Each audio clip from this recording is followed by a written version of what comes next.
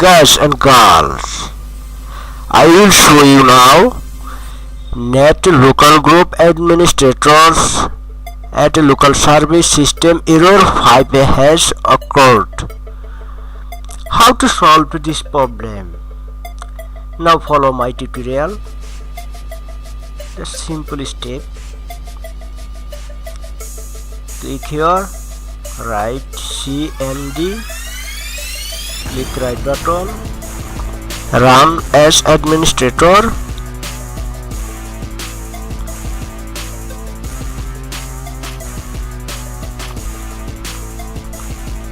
Right here, net user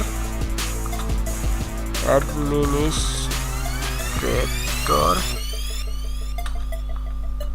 slash active double quotation yes. Click enter. The command complete successfully.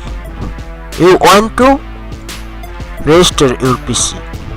Click here and register now. Solve everything.